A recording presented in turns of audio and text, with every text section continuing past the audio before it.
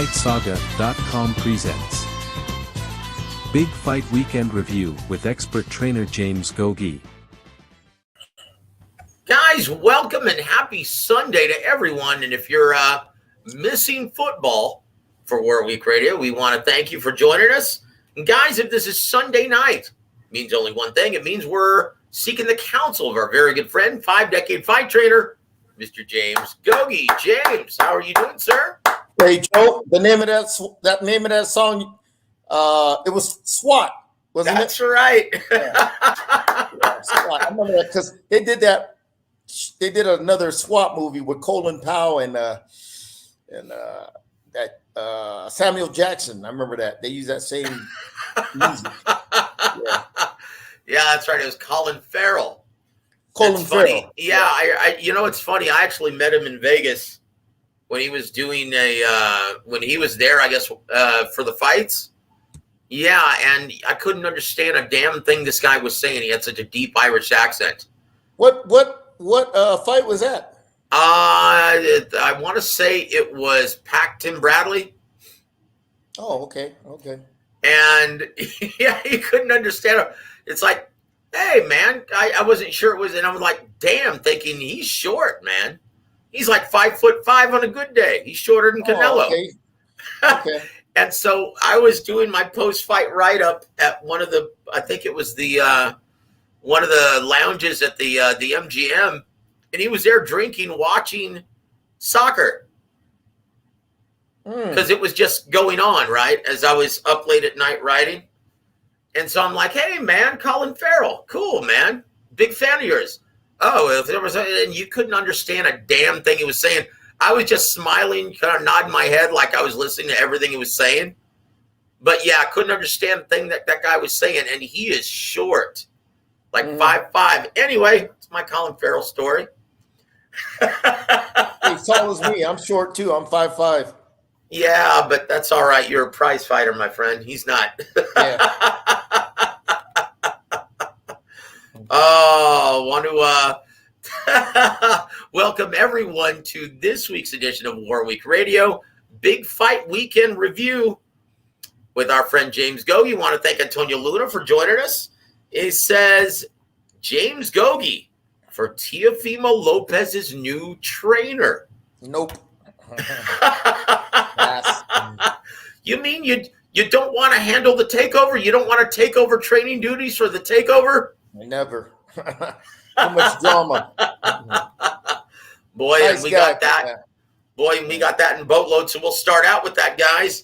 Look, after numerous starts, stops, delays, and venue changes, the lightweight title bout between, unified champion Teofimo Lopez and IBF mandatory George Kambosos Jr. finally took place last night at the Madison Square Gardens Hulu Theater. And boy, it was a war of attrition through 12 rounds, lots of drama, lots of momentum swings, 2 knockdowns. And at the end, it was George Kambosos Jr. handing the takeover Teofimo Lopez his first loss via split decision in, what is indicative of 2021, and that's the year of upsets. Gogue, is this the upset of the year? Man, yeah. God, I think the odds were 13-1. Yeah, I would say so. Oh, yeah. Everybody thought it was going to be easy fight for Teofimo, you know. Kambosos fought from the, little tape I saw. He fought differently than what I expected. He was boxing. He was counterpunching intelligently. He was, when he fought Selby, I think he kind of like was aggressive and walked towards him, walked him down, and threw a lot of punches. Is that, if I recall, that fight with Selby? He was aggressive and physical and went right to him. Yep. Threw a lot of combinations, a lot of punches. Mm-hmm. Lopez, he was boxing beautifully. He was boxing using his height and his range, his long reach, taking step backs to get out of range. You can see that first round set the tone. Lopez didn't have no respect for him, walked towards him, threw a jab, brought the jab back by through the jab, brought the jab back low. Wasn't expecting that counter right hand, and boom, Kambosos put him on his ass with it and everything, man. Yep. That was a wake up call, man, and that kind of like set the tone of the fight and everything. And Teofimo, God, he looked listless, Joe. He didn't have the he didn't have that like that energy in him, that swag, you know what I mean, that he always has, that he always has when he fights and everything. And his timing was off, Joe. You can see, timing and rhythm was off a little, stuff like that. He wasn't pulling the trigger as fast. Well, that happens, Joe, when when your fight gets postponed over and over and over and over again. You keep, you go into training camp, the fight gets postponed. You go to training camp, the fight gets postponed. You go to training camp, the fight gets postponed. You keep doing that. There's only so much you can sharpen the knife before it gets dull. And to me, he wasn't sharp at all, boy. His timing and rhythm was off. He was, he couldn't hit Kambosos flushly like he wanted to, except in the 10th round. Mm-hmm. But Kambosos, he was ready. He fought a very intelligent fight. You know what I mean? To me, yeah, he fought a very intelligent fight. Pretty much neutralized a majority of the night, the big bombs that Lopez can hit you with, them quick counters, the sharp, quick counter right hands, them hooks, stuff like that. You know what I mean? He pretty much neutralized that with being intelligent, being smart. And when he had to turn on the pressure, he outworked him. You know what I mean? He outpunched him. And Lopez didn't pull the trigger when there were opportunities. When the opportunities were there to pull the trigger, he didn't. You know what I mean? He couldn't pull that trigger. Maybe it's that weight loss he was complaining about. When you lose a lot of weight and you're having a problem making weight, your body doesn't perform to 110% capacity. You know what I mean? You're probably at 80 or 90, 80% capacity. People don't understand that. If you never fought before and you that weight cut really kills you and it takes a lot out of you. Boy, it's gonna come fight night. You're gonna feel it. You're gonna be listless. You're not gonna have maximum energy. Your timing and reflexes are gonna be off to pull the trigger. All that stuff. But Kambosos, he fought a very intelligent fight. Now he's the undisputed lightweight champion of the world. And Teofimo Lopez, he goes back to the drawing board. Yep. And the scores from the judges at ringside were 115-111, 115-112 for Kambosos, and 114-113 for Teofimo Lopez, resulting in your split decision victory for the new unified lightweight champion of the world, George Kambosos Jr. Yeah. Gogue, look, Emmanuel Stewart taught me this a long time ago. He said, Joseph, you can always tell when a fighter is questioning his conditioning when he lets his hands go in the first round and then fights sporadically for the rest of the fight. Yeah. And when you look at punch stats, Gogue, George Kambosos Jr. outworked Teofimo Lopez in 10 of the 12 rounds. Yeah. In the first round, Lopez threw 55 punches. Kambosos threw 42. Both men threw 51 punches in the second round. And from then on, it was Kambosos noticeably outworking Teofimo Lopez. What does that tell you, Coach? And you know what? I posed this question to you on last week's show. I said, look, what happens, Coach, when you have to stop? You have to start camp. You're peaking at the right time. Yeah. And then all of a sudden your fight gets postponed. That happened 6 times. Damn. Before fighting this past Saturday. What does that do to your body if you're already having trouble making the lightweight limit? Boy, really put you on that roller coaster, up and down, up and down. There's only so much your body can take. You know what I mean? What I just said, Joe. There's only so much there's only so many times you could sharpen a knife before it gets dull. And that's what they were doing. You know what I mean? They get to that peak, then all of a sudden the fight's off. They train again, get to that peak, the fight's off. Man, that takes a lot of energy out of the emotional, mental energy. Okay. So when you do finally get the fight, you know what I mean? You're kind of like flat because of all the delays. That's it. When you sharpen a knife too much, it gets dull. That's what happened, I see. Plus the weight, I heard the kid was having a problem making weight. Yep. Well, this should have told you everything, Gogue. This past Friday for the weigh-in. That was a ceremonial weigh-in that we saw Friday afternoon. The actual weigh-in took place at 8:30 in the morning. Oh, shit. What does that tell you? He needed that weigh-in in the morning to recover for the time of the fight. That's it. Yeah. So we're going to go to the comment section before we actually move forward. And guys, if you have any questions for Coach James Gogue, man, they had the weigh-in. They had the weigh-in that early, man. Yep. And look, expect the same thing this Friday when Devin Haney takes to the scale, because from what I'm hearing, he's having trouble making weight as well. And if he's overlooking Jojo Diaz, you might see a similar result this coming up Saturday. Guys, we'll talk about that fight in the back end of the show. But right now, I want to give a shout out to our brother Mini Meal. He says, Joseph, how tall are you, man? Well, I'm 5'8" on a good day. But I'm still taller than Colin Farrell. Yes, I am. I was looking down on him. Little Irishman. Antonio says, Coach, what do you think Team Lopez does for 2022? Do you want to answer that now or when we're talking about his future with Top Rank? When he's talking about his future, because there's a lot of other stuff I want to say. Very good. We'll address that in a little bit. Want to welcome Montequilla, Adam Lopez, former prize fighter. He said that fight was insane. Yes, it was, brother. Tell you what, man, it made for some great drama. And it sure surprised the hell out of everyone else. But those who were listening to War Week Radio, we tried to prepare you guys that this was a distinct possibility, that it was going to be trouble for Teofimo Lopez. And once again, I'm going to touch on this, Gogue. Earlier this month, we saw Teofimo Lopez in Fresno having words with Devin Haney. Then we saw him at the Canelo fight, right? Posing for pictures with his titles with Canelo Alvarez.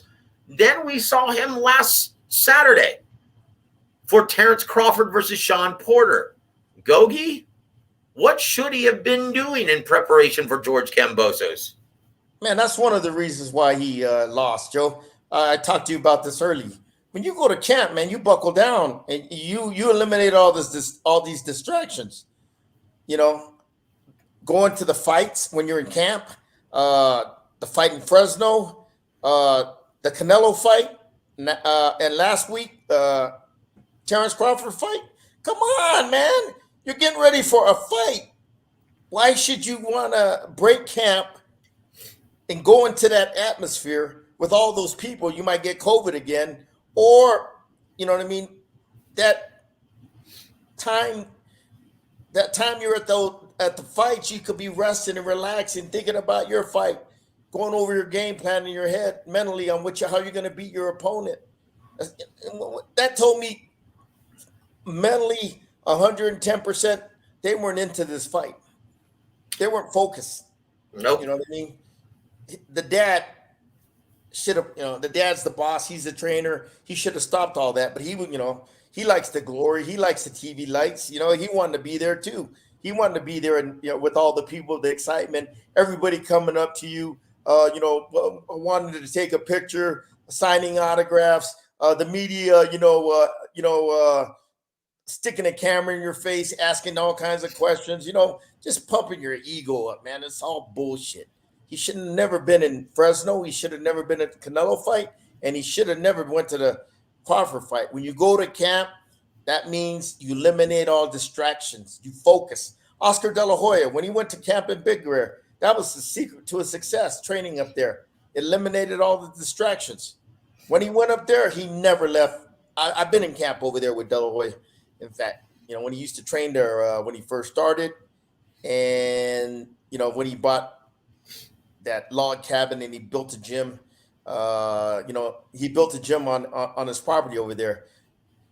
They would train, run, train, eat, go back to the room. All right, that's it. They never, they never, drove down the mountain to go watch a big fight if one was available. That's stupid, stupid, stupid. When I was working with 3-time champ Tony Lopez, every time we went to camp, man, we never did that shit. If there was a fight on TV, we didn't break camp to go watch the fight in person. Fuck no, man. We stayed in our cabin or stayed in our hotel and just focused on our fight. When you're done with training, get back to your room, rest, recover, focus on your fight. But he got him, and I can't believe it, Joe. 3 fights in a row. Yep. Fresno, the Canelo fight, and the where he brought all his fucking belts, and the Crawford fight. You don't break camp, man. No. Hearing did the same thing. Yep. He's doing interviews talking about a potential fight with Devin Haney on ESPN, talking about potential fights with Tank Davis, talking about potential fights with Jojo Diaz, Ryan Garcia, with Josh Taylor. He was treating George Kambosos Jr. like it was a foregone conclusion. Yeah. Big mistake. Gogue, at the world-class level, can you afford to do that? Fuck no. You could get beat anytime. No matter how easy you think the fight's gonna be, it ain't gonna be an easy fight. Nah. This is, every challenger you face is hungry, wants to be champion. Okay? You might be the better, talented, athletically gifted fighter, but it ain't a give me, okay? And if you take shortcuts in training camp like he did, you know what I mean, breaking camp and doing all that extra shit, it's gonna bite you in the ass. This is the business of karma, okay? Karma is always undefeated. You know what I mean? You cheat the grind, you break the rules, you take shortcuts in boxing. It's gonna bite you in the ass sometime. And I guarantee you, Kambosos didn't break camp. You didn't see Kambosos at the Canelo fight, the Crawford fight, or in Fresno when Mikey Garcia fought. Hell no. And he fought like it. Yeah, and he fought like it. He was possessed. His energy level was high.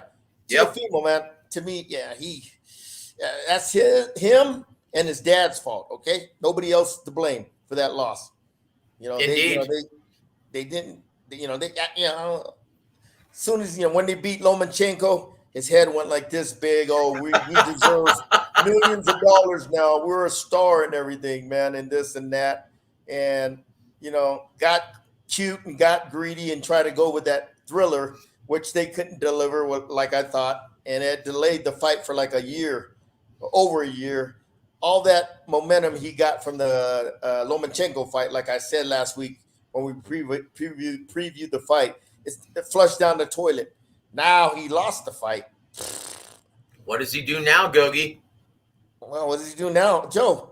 That contract he had for Top Rank, where I don't know if it was, I don't know the writing in the contract, but I'm pretty sure it was contingent of him beating Kambosos, then moving up in weight to fight Josh Taylor in a pay-per-view fight.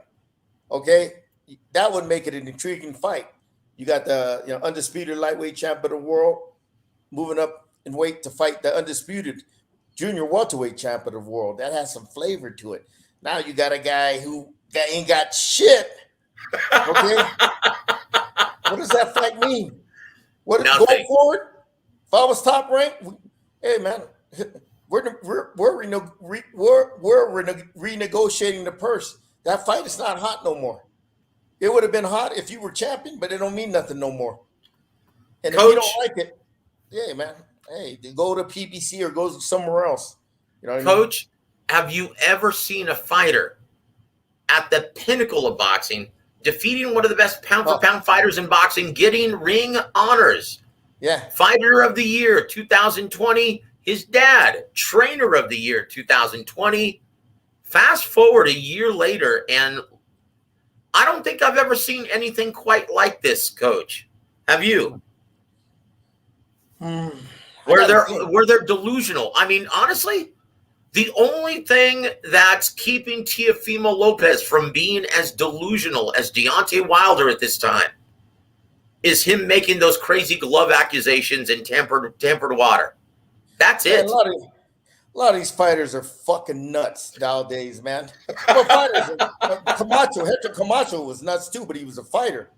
I remember Camacho back in, I think, 83 or 84. He won the title, the lightweight title from Jose Luis Ramirez. Oh, it looked spectacular on HBO. Mm-hmm. Beautiful. Gave Ramirez a beautiful boxing lesson for 12 rounds. He was on top of the world. But you didn't see him acting like Lopez.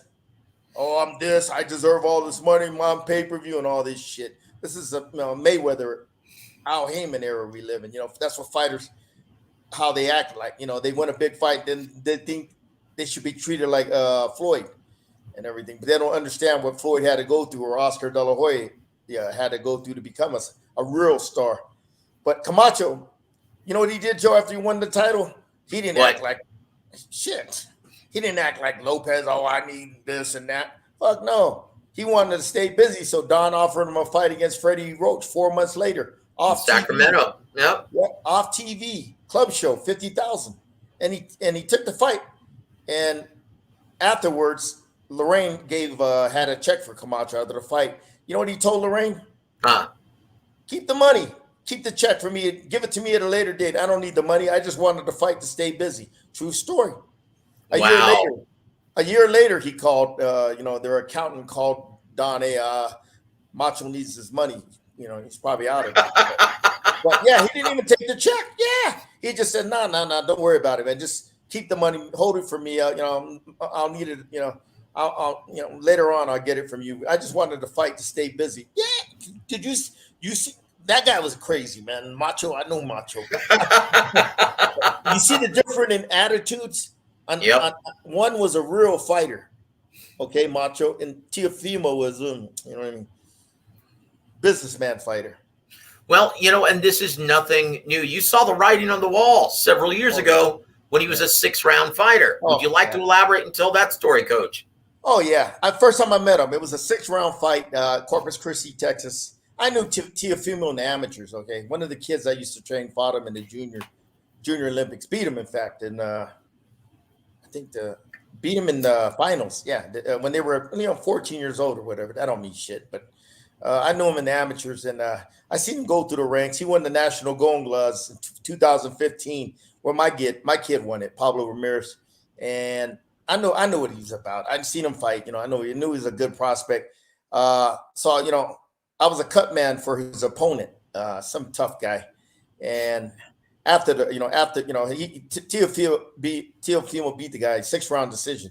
Afterwards, I got to meet him in the hotel and this and that, man, and just to get to know him. Nice kid, very charming, good personality, but man, that guy's kind of nuts, man. I'm saying that, you know what I mean, man. When I was talking to him, man, first thing he says, "Oh man, these promoters are out to screw you. Aram, Aram will fuck me over when he gets a chance." I'm like, dude, you're only in the 6 rounds, man. Could you imagine? I was saying to myself, I've been around these nutheads. I'm like, man, wait till this guy gets into 10 rounds. Oh my God, he's gonna be a real handful to deal with. If he's thinking his promoter screwing him over at the 6-round stage, he's very paranoid. I don't know who put all this poison into his head, man. I wonder.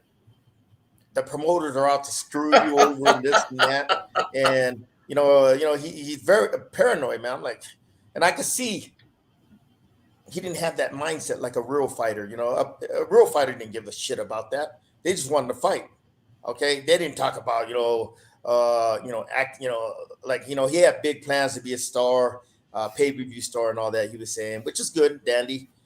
But just his attitude, Joe. He's been poisoned by somebody putting all this shit in his head and everything, that everybody's out, the promoters are out to screw you and this and that. And I'm like, right then and there, man, I said, man, this guy's nuts, man.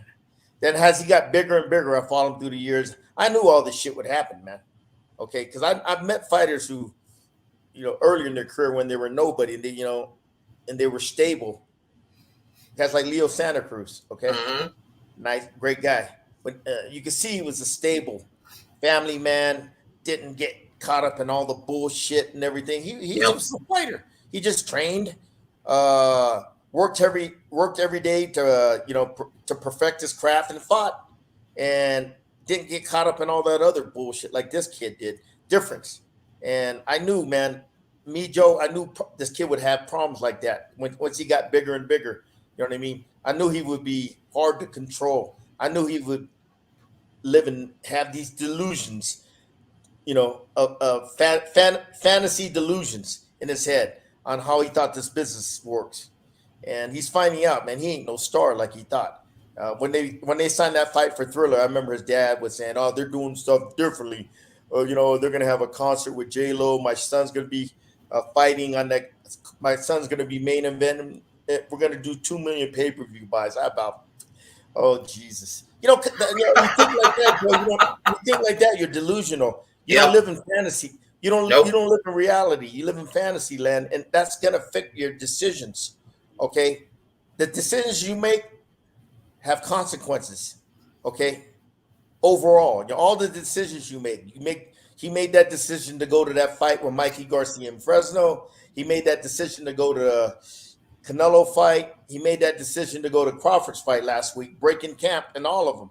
You don't do that. Them are decisions, Joe. Okay, decisions to to try to find greener grass on the other side of the fence, joining Thriller, and they never delivered, which I thought they weren't going to do. And all the postponements in camp and this and that. Well, again, it's karma, Joe. Karma's always undefeated, baby, in this business. Yep. That is true. We go to the comment section. We welcome Funkerdies to the show. He says, "Good evening, gentlemen. Kambosos, he has the chin of a Spartan." Yes, that seems to be his greatest asset. I will say this. Even though he seems to be patting himself on the back, and he should be, but he's saying, "Yeah, welcome, guys. Welcome me to the club. I'm now one of the elite. I'm the man at 135. I will say this. His conditioning, his mental and physical endurance is going to put him in each and every fight. It's going to make each and every fight competitive. In my opinion, Gogue, he's become the Sean Porter at 135 pounds. He may not beat everyone in the division. He may not beat the elite, but he's going to give them a competitive, hard fight. And that's all I'm going to say right now before we start talking about his future. Minnie Mills says Kambosos is unified, not undisputed. That's a mere formality. Look, he carries now the only belt that actually matters, and that's the ring. He beat the man who beat the man who beat the man. That's all that matters. He is undisputed. He's the WBC, the IBF, WBA ring, and the WBO champ. Technically, Gogue, he's got the WBC franchise, and Devin Haney has a WBC lightweight belt. Fuck that. Haney didn't win that belt legitimately. He was emailed notice that he became champion. He didn't win that belt in the ring, okay? That's bullshit what Mauricio did. Automatically just gave him a belt. What the fuck? That's kind of shit I'm sick of in boxing, man. These fighters, Kambosos, he proved it last night. He won it in the ring. He's the champion. Fuck Haney. He ain't no champion in my book. You know what I mean? No. And the Gogue has spoken.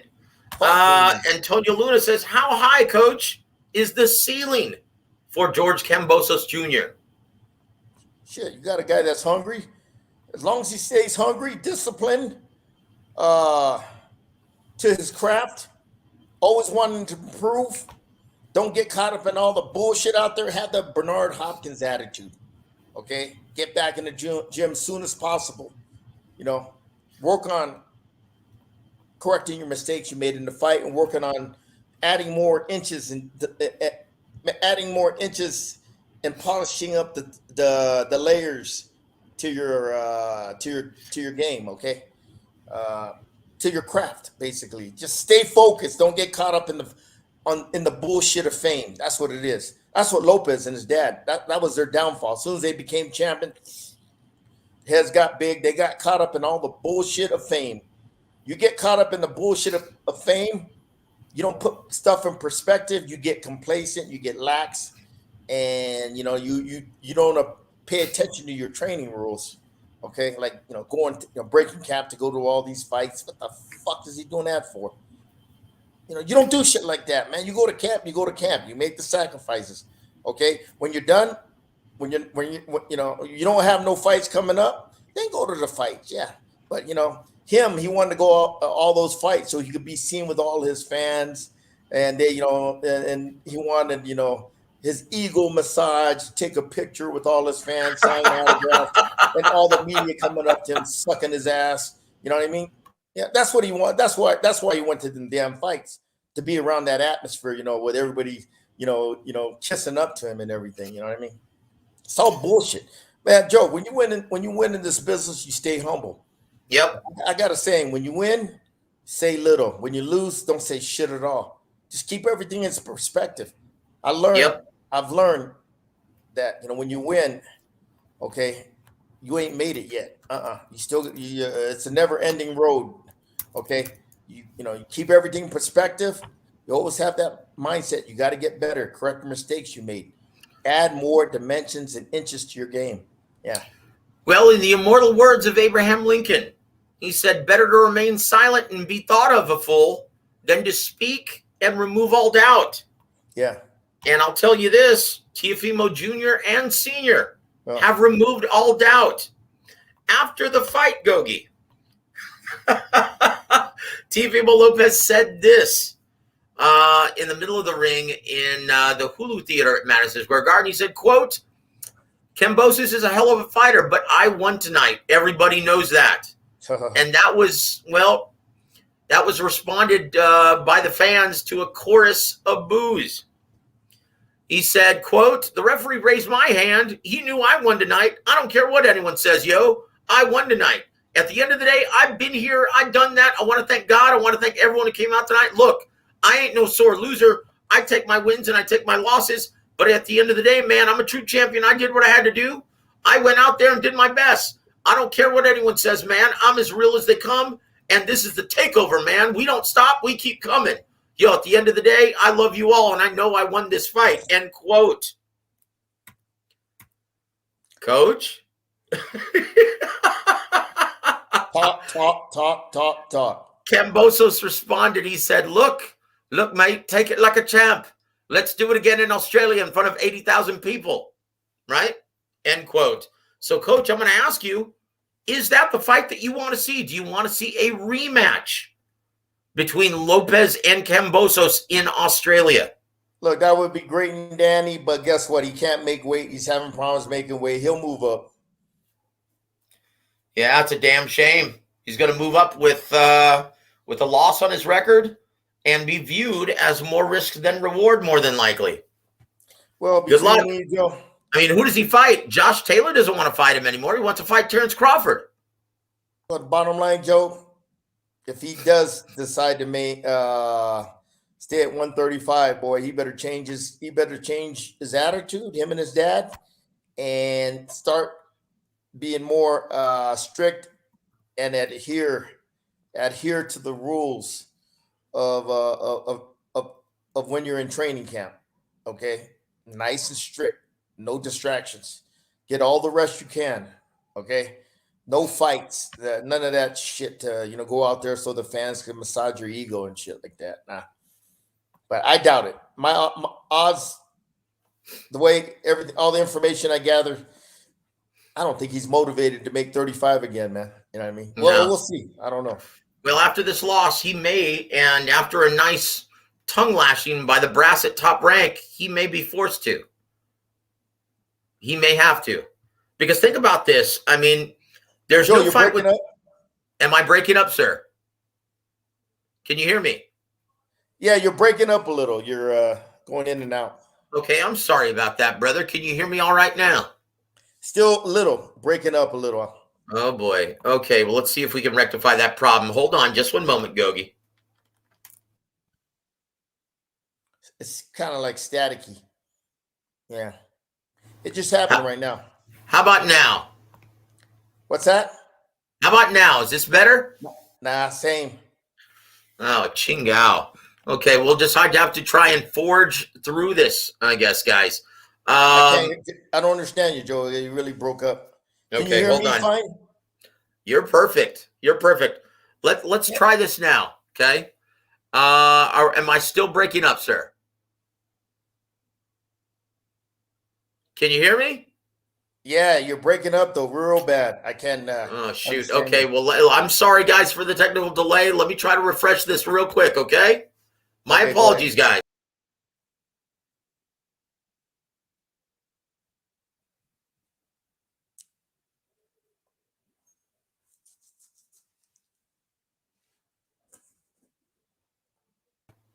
How about now, Coach? Oh yeah, a lot better. A lot better. Yeah. Very good, guys. My apologies for all of that.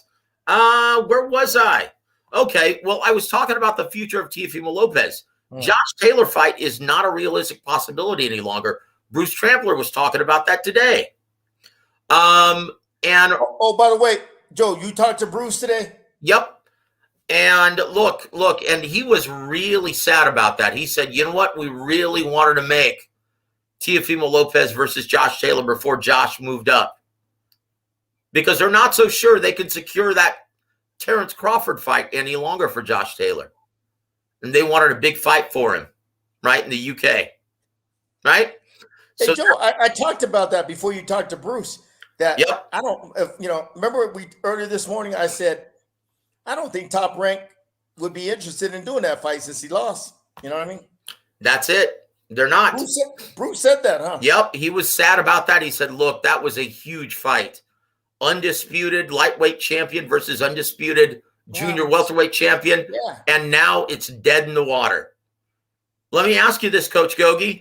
If Lomachenko actually, does what he's supposed to do against Richard Comey, and that's a big if, on December 11th, is anyone interested in a rematch between Teo versus Lomachenko? Yeah. For him to get back into the picture, he would have to fight him and beat him again. Then guess what? He's going to have to make 135 again. Because Lomachenko isn't fighting at 140. If he can't make it, it's hard on his body to make 135. And I don't know what he does between fights. He's not no freak of nature like Hopkins, who has that discipline to maintain a Spartan lifestyle 24/7, 365, even between fights. Okay, making sure he watches what he eats, making sure he's training all the time, getting his rest, not partying, doing drugs, eating junk food. Bernard don't eat junk food. Okay. Yeah. Making sure his weight doesn't get 7 pounds over his fighting weight. Okay. That's Hopkins. I don't think Lopez got that. You think Lopez is going to walk around 142? Shit, he's probably 50, 55 right now. I don't think so. Yep. Yeah, you may be right. Well, it's going to be interesting then to see what 2022 holds for Teofimo Lopez. Mr. Adam Lopez says, Haney got the last laugh. Yeah. Well, I tell you what. What did Bruce say? What else did Bruce say about his future? He didn't want to go to. I asked him about what we had discussed about his contract. He didn't want to go into any of that. He just said, "Look, they're just going to have to sit down and go back to the drawing board, see if." And I asked him, "Look, are you guys going to try and get the George Kambosos rematch in Australia?" And he said, "Well, we're just going to have to sit down and talk about it." But I have a feeling that's exactly what they're going to try to do. But once again, it's the ball's now in Kambosos' court. I know they have a very good working relationship with Lou DiBella, who's the promoter of George Kambosos Jr., but now Kambosos has all of these options. Devin Haney, Jojo Diaz, Tank Davis, Ryan Garcia, those are all huge fights if they're willing to travel to Sydney, Australia.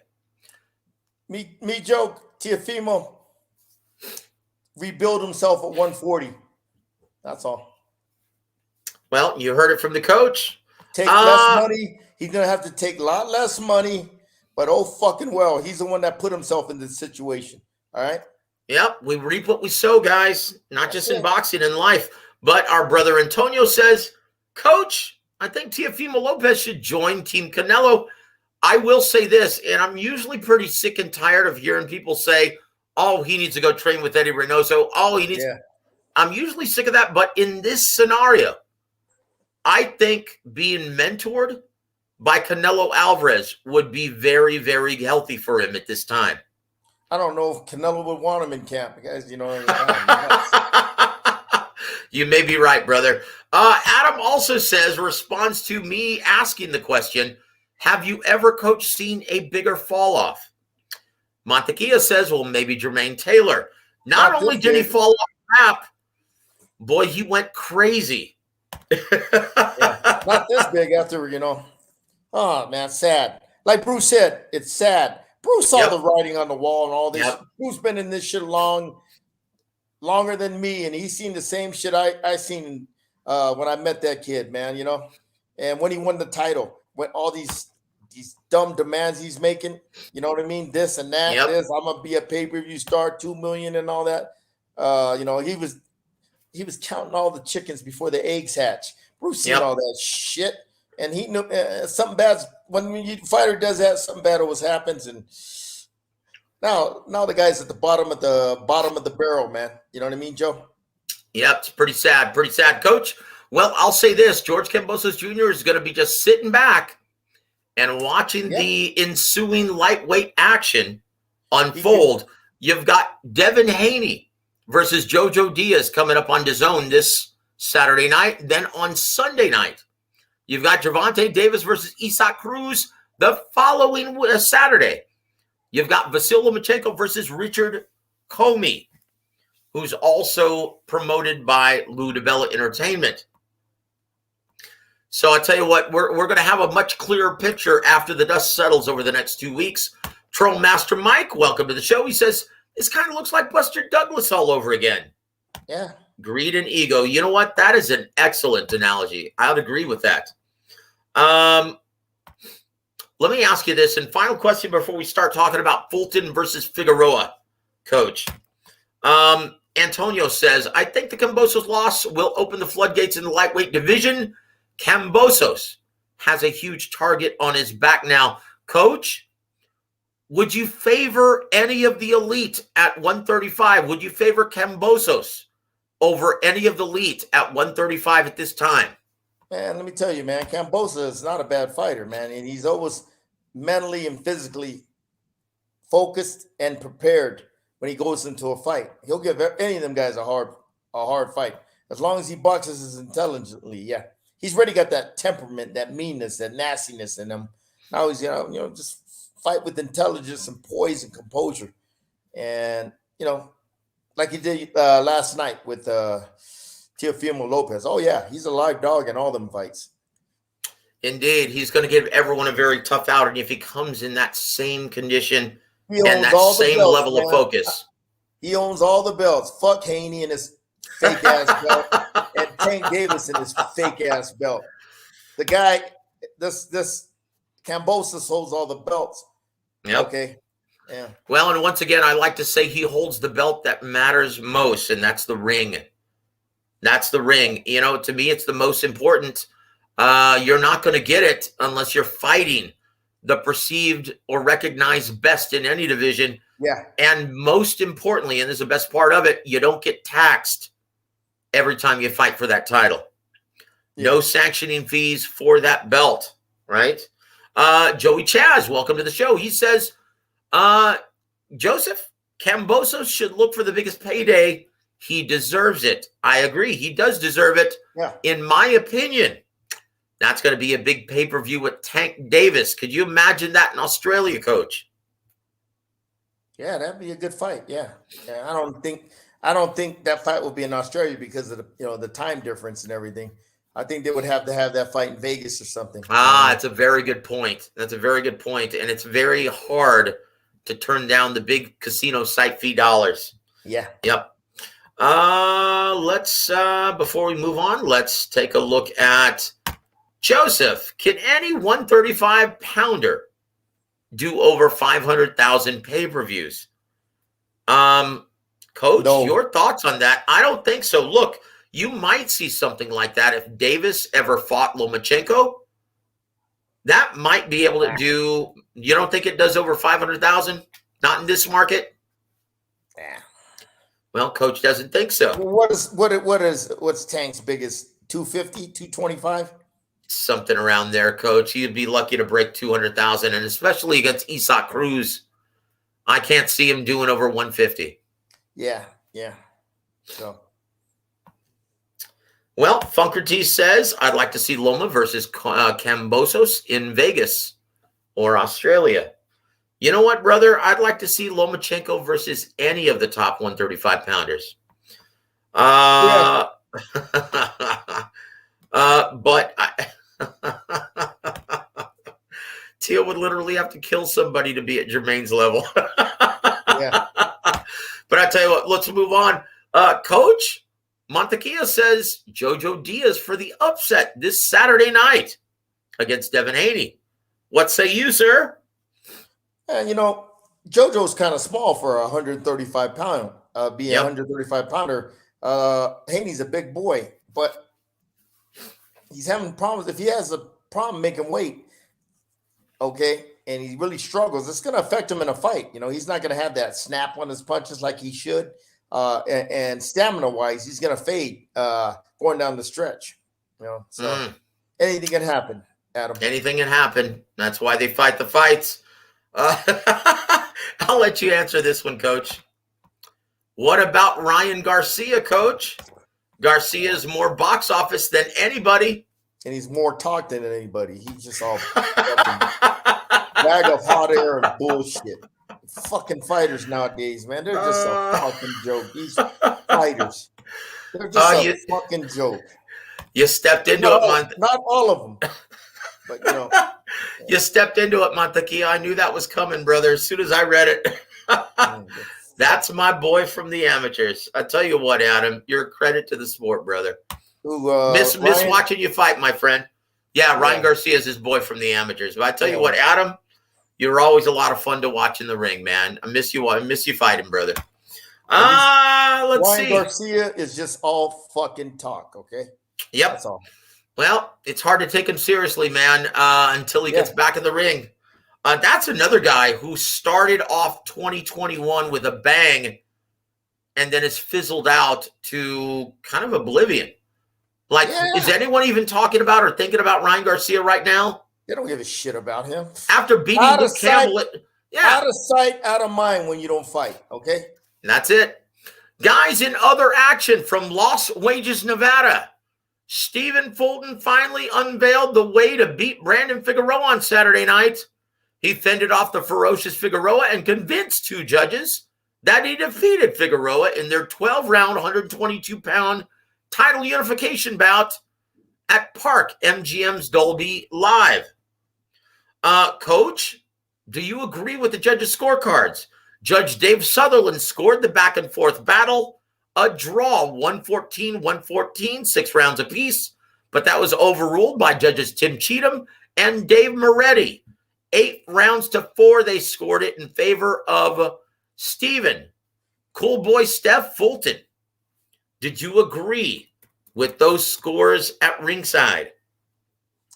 I had it a draw, honestly, but the other judges that scored it for Fulton, they probably saw they're right there. They can see all that shit. Okay? They probably saw the cleaner punches, more effective punches. But Brandon did hit him with some good body shots that hurt him a few times and everything. But the fight was ugly. It was exciting, but ugly. Ugly meaning there was just too much holding. Yep. There was not a lot of too much holding, wrestling, and both guys were trying to be offensive linemen and push each other back. Instead of fighting with skill, it wasn't high skill. I don't give a fuck what anybody says. Brandon, what cost him the fight was his inability to let Fulton keep tying him up. Yep. Kept letting Fulton, once they got close, Fulton smothered him and tied him up. You would always grab that right arm. Right or left, right or both. He I always say when that fight transfers from distance to in the pocket, close range, don't let the guy tie you up. When he reaches out to grab him, when he reaches out to grab you, don't reach out to grab him. It's a natural inclination, Joe. You get, you're boxing from range and distance. All of a sudden, the fight transfers into the pocket. The first thing your opponent does is reach out to grab you, and your reaction is to reach out to grab him. So what does he do? He ties you up. Yep. Watch the fight. The same shit happened. As soon as Brandon got close, Fulton reached out to tie him up, and Brandon reached out, reciprocated, reached out and grabbed him. That's a rookie mistake, Coach. What do you do? What do you do to correct that mistake? When the fight transfers from long to short range, when he's going to reach out and grab you, just keep the elbows nice and tucked, hands up nice and high. When you do that, you got nothing to grab. That's it. De La Hoya, when he fought Vargas, De La Hoya wanted to tie up Vargas in the early rounds. Vargas wouldn't let him. Vargas, every time De La Hoya got close, he tried to reach out and grab. Vargas didn't reciprocate and stick his hands out there, so De La Hoya could grab him and clinch with him. Vargas was disciplined. He kept his elbows in tight, hands up high. So when De La Hoya grabbed, there was nothing to grab. You know what I mean? There's nothing to tie up. Then when you get that, when you prevent the guy from tying you up, Brandon didn't do it right. Like I said, his inability to keep Fulton from tying him up consistently cost him the fight.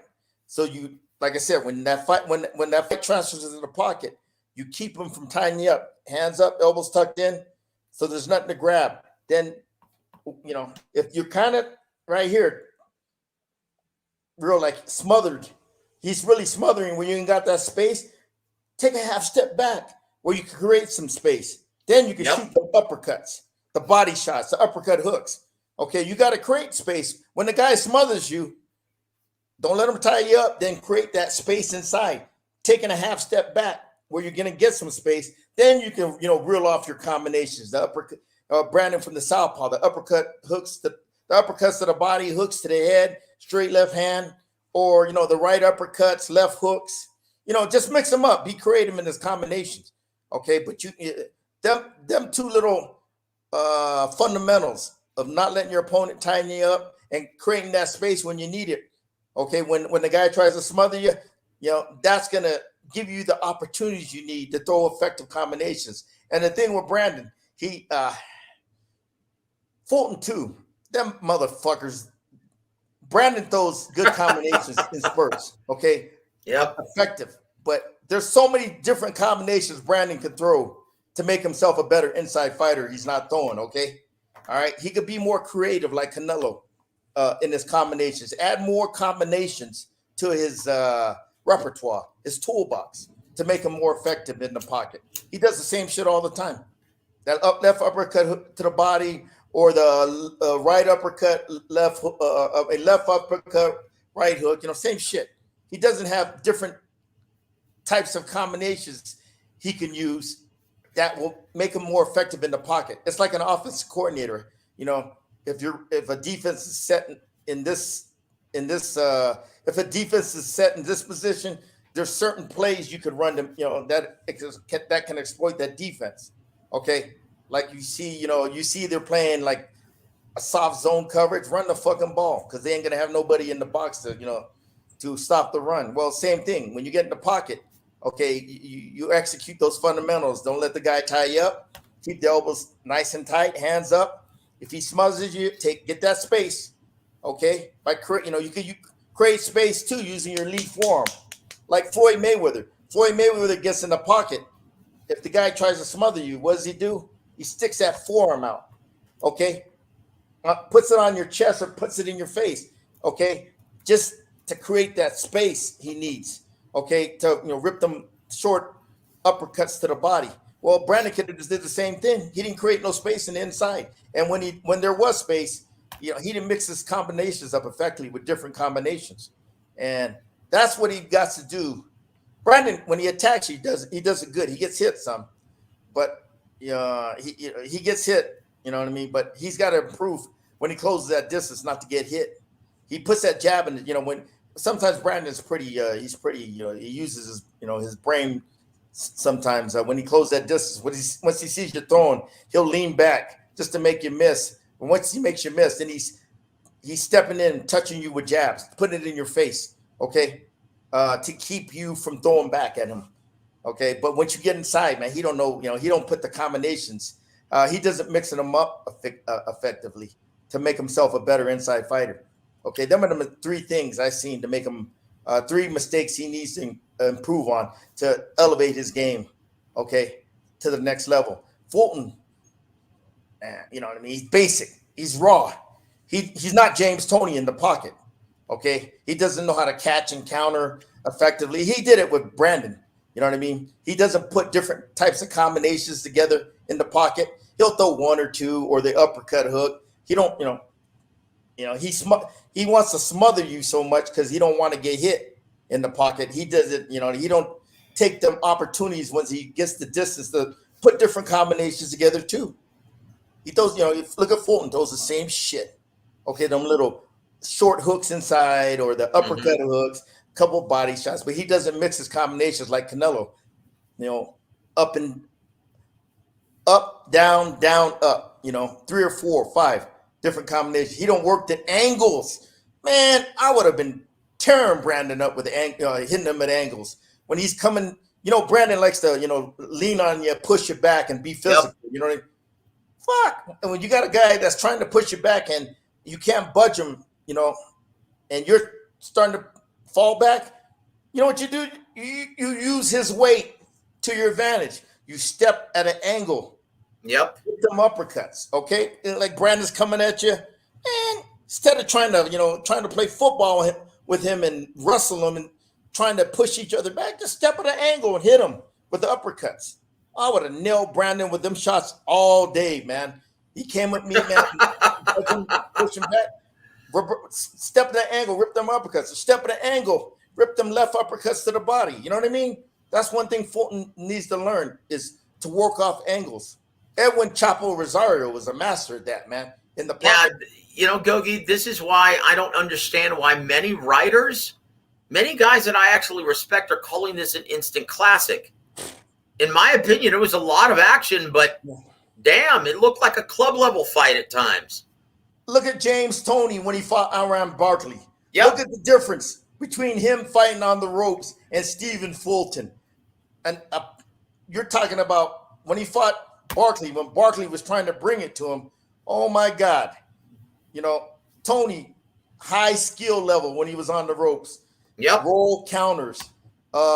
Combinations, uppercut, hook to the body, short uppercuts to the body. Then he worked at angles when he was on the ropes when he fought Barkley. Step to the side, ripped him with that right uppercut. Okay, step to the side, ripped him with the right hand, pivoted around him again, hit him with another right hand. That's fucking. That's high skill level. When he fought Barkley, he was the blade. He was using Barkley's over-aggressiveness, and using it to his advantage so he can attack him at the angles he wanted. And that's something you don't see in Fulton. Fulton just stood there like this, block, counter, some bullshit. Fulton doesn't have the skill level. He doesn't have the IQ like Toney to work at angles off the ropes or in the pocket. I would have tore Brandon. Man, I would have tore his ass up, man. By hitting them at angles, walking them into shots. I talked about that last week, Joe. Yep. Work angles. Have him walk into punches because Brandon was, using all his force to come forward. Use it to your advantage. Step to the side, let him come forward, and walk him into an uppercut, walk him to a right hand, walk him into a body shot, man. This is some of this shit. These guys got to learn. These guys are fucking world champions. They don't even know this shit. What the fuck? Yep.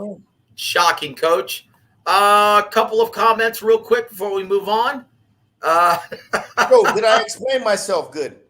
Absolutely, Coach. Absolutely. Right, I just want to make sure. Sometimes this should give me an indication. This is a world-class prize fighter, right? Sometimes I get kind of technical. Motherfuckers Adam knows he's a fighter. He understands what the fuck I'm saying. He says, Coach, preach it. But the regular fan doesn't understand what I'm trying to say. You know what I mean? Well, this is our brother Joey Chaz. He says, Joseph, does Fulton even have a fan base? Does anyone care that he unified 122? Coach? He would have to fight in Philadelphia. Then we'll find out what kind of fan base.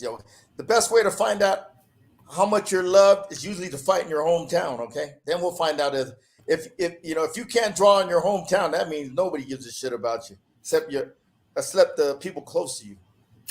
Yep. Adam also says, Coach, when it's that close of a fight, it's very hard to score. That's true. Exacto. To your fighter, Yep. And that's why you see some of the scores all over the place. Right? Yeah. You're right, Joe. And I'll I have to laugh at this. Mini Mill. He says, Coach, I hate the dad-son Figueroa combo. They just don't have the elite level boxing. His dad lacks elite level, but I thought Brandon won it despite of that. I'll say this. I really like Omar Sr. Yeah, he's a great guy. Right? But he may be onto something. He's not the greatest coach in the world, Gogue. He knows that too. You know what I mean? He knows. He knows. He does the best for his sons, man. For his son. So I'm not complaining. Yeah, of course. True story. He asked me one time he asked me to come train up here. Brandon wanted to come train up here. I said, no problem. But I'm the kind of let me see. And called me twice, and I don't know. I guess they changed their mind. They don't want to come up here, but you know what I mean? I don't, you know what I mean? I'm not, I said, yeah, come up here. Because Brandon wanted me to work with him and everything. And this is the stuff I would have worked on, preventing the guy from tying you up, preventing the guy, if he does smother you, how to create space inside. And once you get that space, the different types of combinations to take advantage of those opportunities when you're there. That's the three things I would have mainly worked on Brandon with. And he would have became an better inside fighter. Oh yeah, well, no doubt. Well, perhaps he'll be burning up your phone after this fight. But maybe Coach, I'll give Omar a call, see how he's doing. You should give Omar Sr. a call, Coach. That'd be a good move. Yeah, Coach. Adam, me personally. Yep.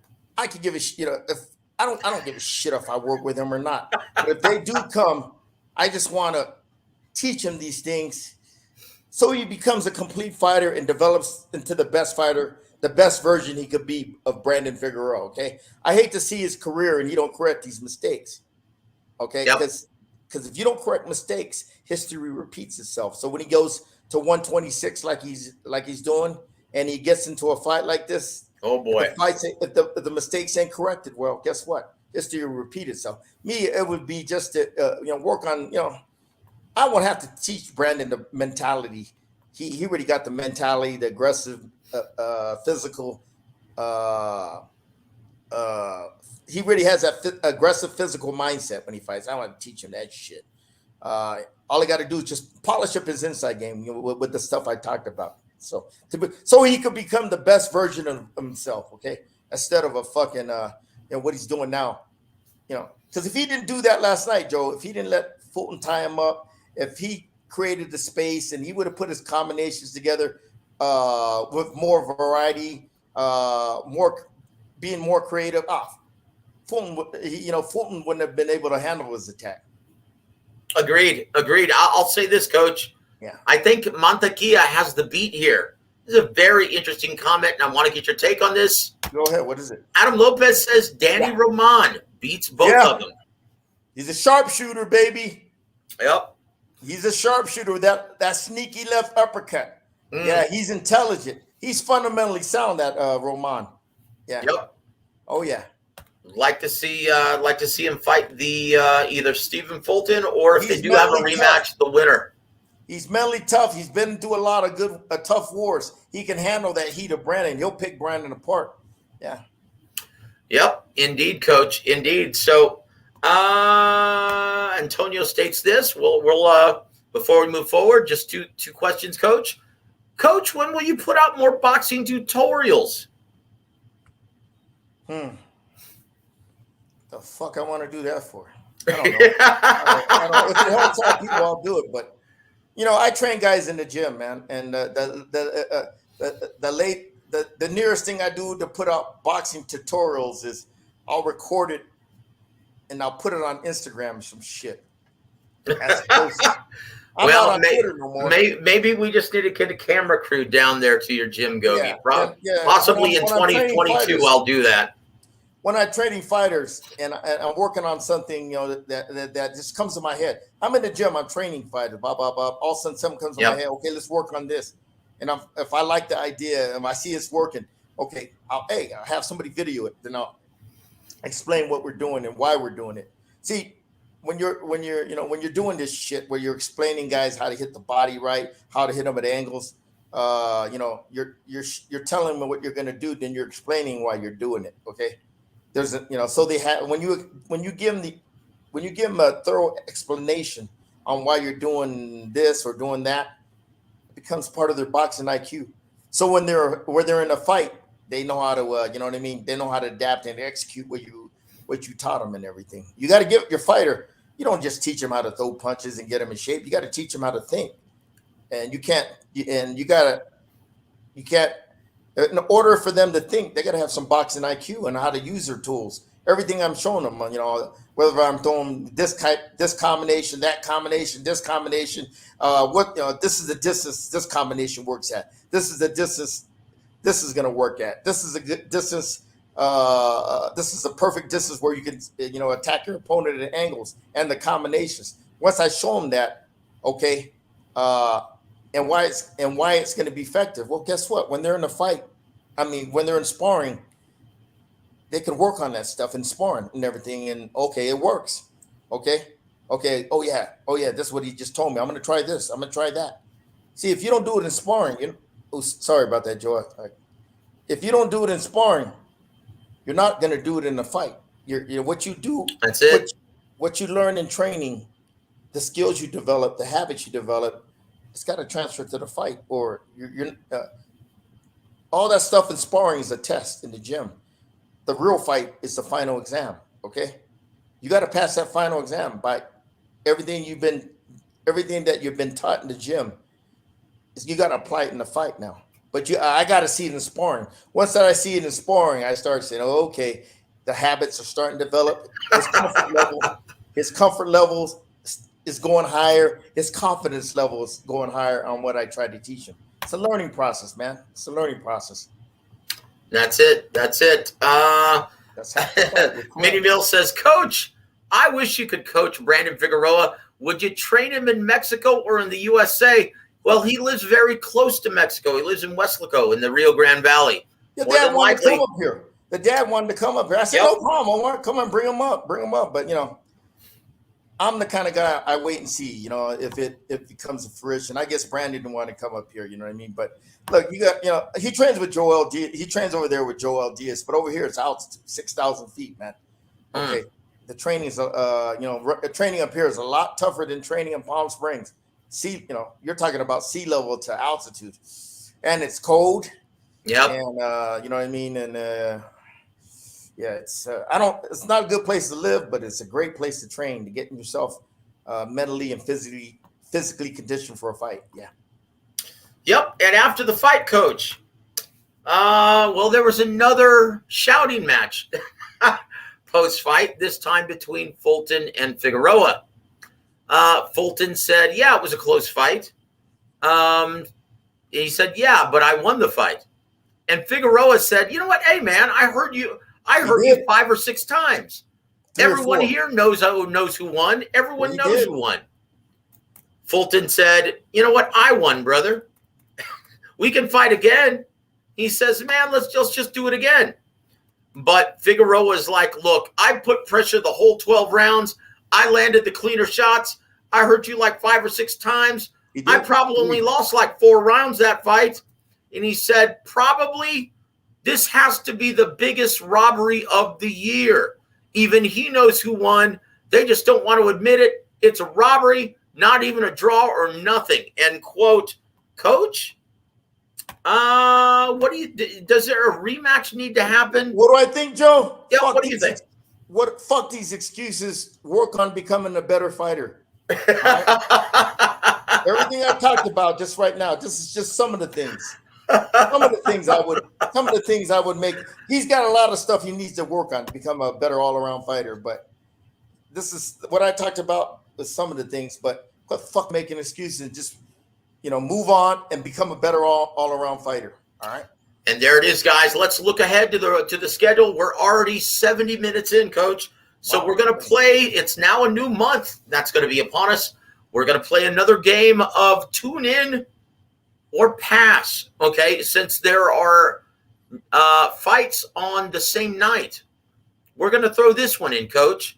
Tune in live, tape it, or read about it the next day, okay? So here we go. We're starting now on December 4th in LA on DAZN. Devin Haney versus Jojo Diaz in 12 rounds for Haney's WBC lightweight title. Coach, tune in live, tape it, or read about it the next day. Tune in live. Great fight. Excellent.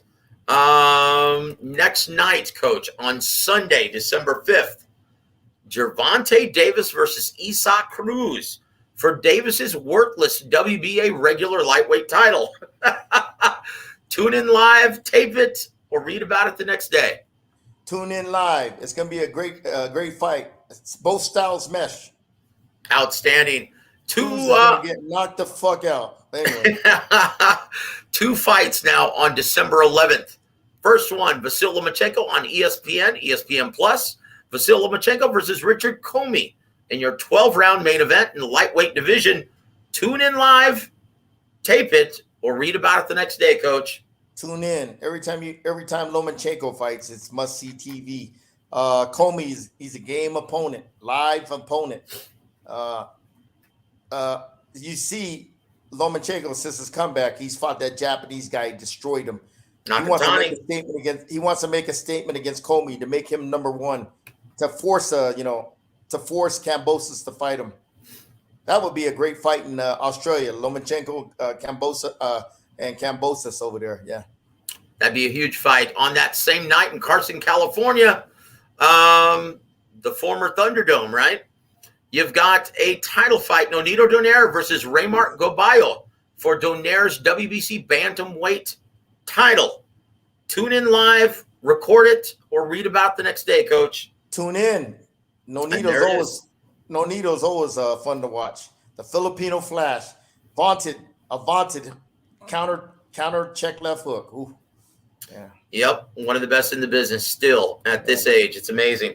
On the same night from Liverpool, England, Conor Benn versus Chris Algieri in your 10-round special attraction in the welterweight division. Tune in. Conor's intriguing. I like the way he's developing. I like the way he's improving.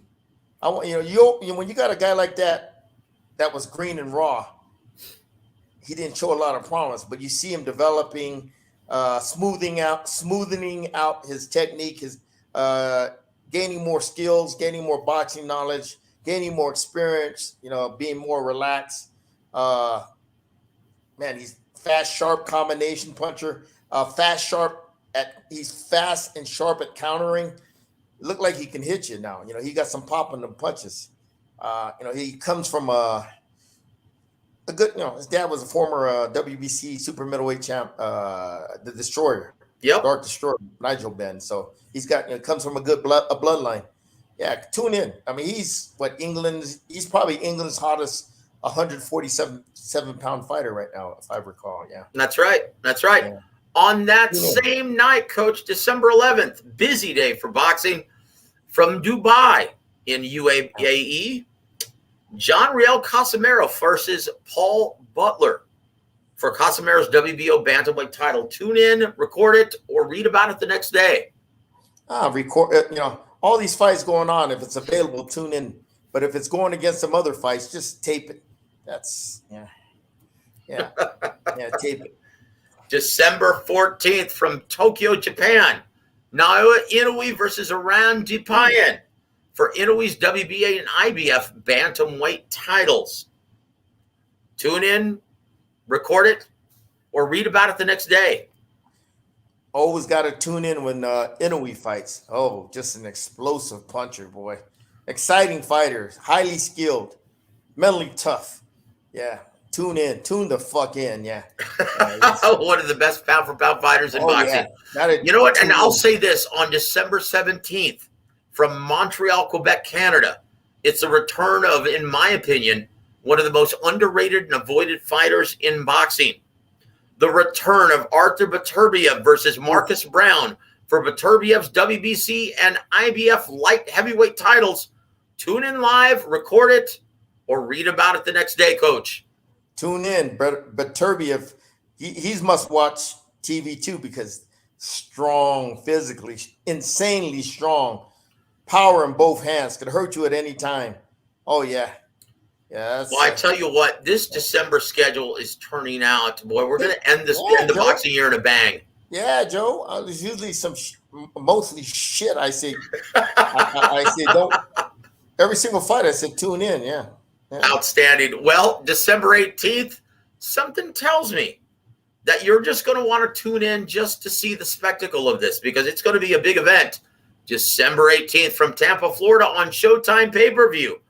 Jake Paul versus Tommy Fury in your 8-round main event in the cruiserweight division. Tune in, record it, or read about it the next day, Coach. Tune in, but stream it piracy. Buy that shit. On the same day, excuse me, on the same day from Manchester, England on DAZN earlier that day, Joseph Parker versus Derek Chisora 2, the return bout in your 12-round main event, the heavyweight division. Tune in, record it, or read about it the next day, Coach. Tape it. I agree. That same day from San Antonio, Texas, I'm going to be ringside. It's the return of Zurdo Gilberto Ramirez versus Yaneski Gonzalez in your 12-round main event for the WBA light heavyweight title eliminator. Tune in, record it, or read about it the next day, Coach. If there ain't no other fights going on, tune in.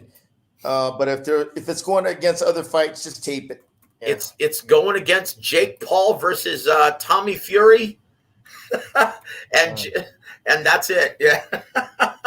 Well, they also got my favorite female fighter on the card, Sinisa Estrada. That's right. Versus Maria Santizo. Yep.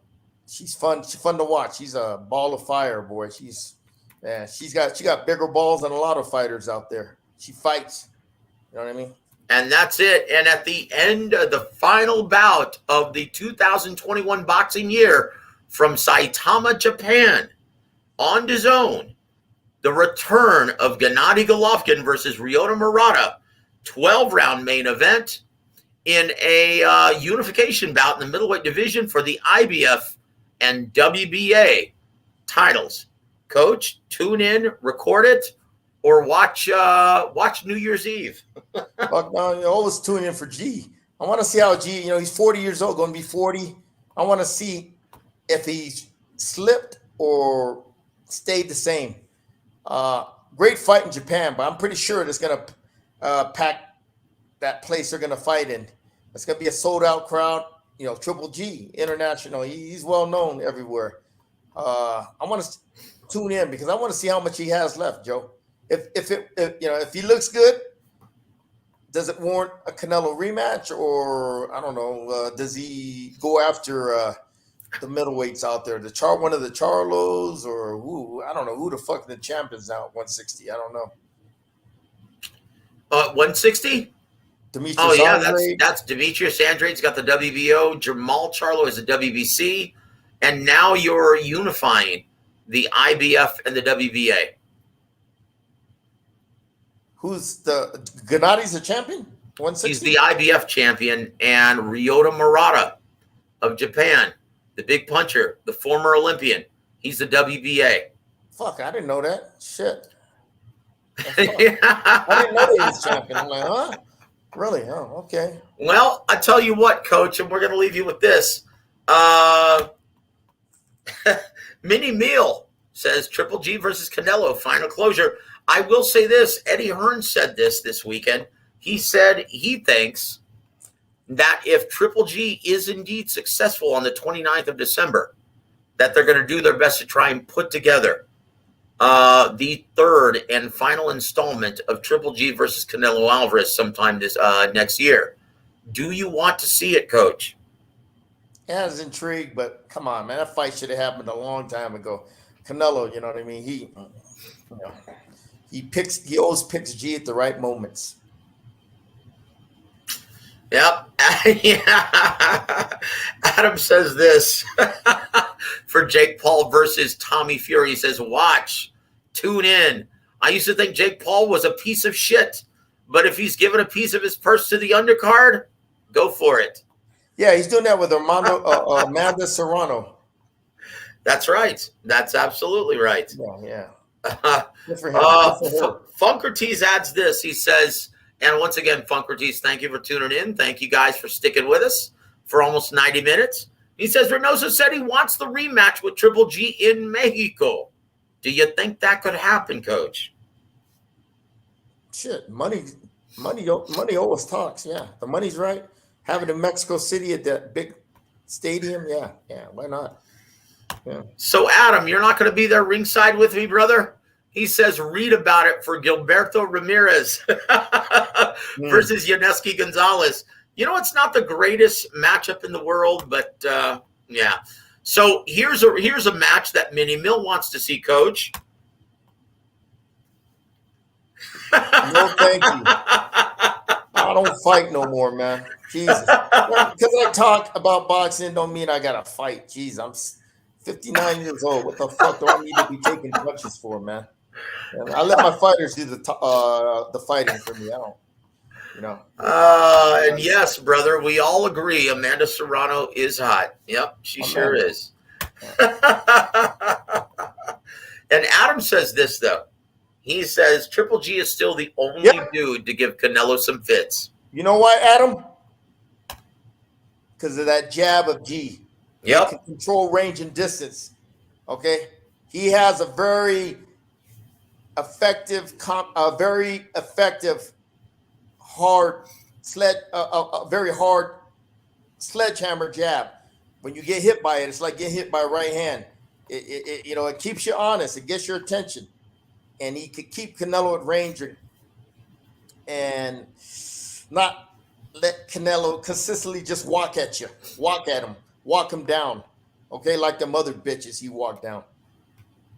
Indeed. Last question, Coach, directed to you.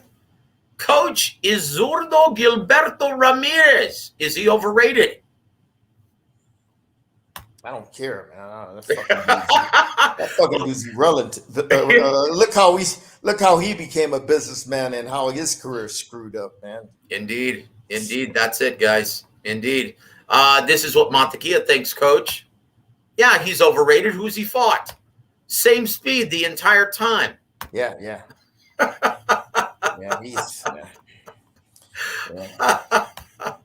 Yep, Coach. I agree. So, Coach, that's just about going to do it. Yeah. Guys, I want to thank y'all for tuning in. Please hit that like button. It helps our algorithm on YouTube. And also, if you haven't subscribed, please subscribe to Coach Gogue and War Week Radio. And please hit that notification bell so you know when we're going on. Thank you for tuning in, Mini Meal. We appreciate it, all you guys. And guys, in case you missed any part of the show, it's going to be available as soon as we sign off. Coach, do you have any parting shots for our listening audience, sir? No, just thank you guys for tuning in, talking boxing. It's fun. Coming on the show, talking boxing. It's fun. It's fun for me. I enjoy it. What do you call it? Something positive. Something positive, and I hope.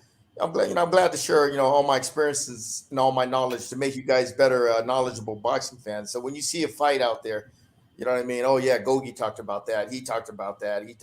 See, a lot of stuff I talk about, fans out there, you usually don't see it because you don't have the experience. But when I tell you about all this stuff, when you see it in the fight, okay, yeah, you see what I mean? Yeah, okay, I see what Gogue means. You know what I mean? It's and it makes them better boxing fans, more knowledgeable boxing fans. Okay, that's the key. You make them more knowledgeable and better. When you're more knowledgeable, you're a better boxing fan instead of some of these clowns you meet nowadays that just shoot their fucking mouth. Yeah. Indeed, guys, and let me add to that. Let me add to what Coach Gogue said. Right, You guys are the consummate ambassadors of the sport, right? And so everything that Coach Gogue teaches you on this show, please relay that information to other fans as well. Just that informed, the more informed fans are, the better the product is. I'll say that. But Coach Gogue, we always learn something new, sir. So thank you so much for all of your time, brother. We really appreciate it. We're all wiser, sir. So guys, on behalf of Coach Gogue, I'm Joseph Herron. You've been listening to Warweek Radio. Have an excellent week, everybody.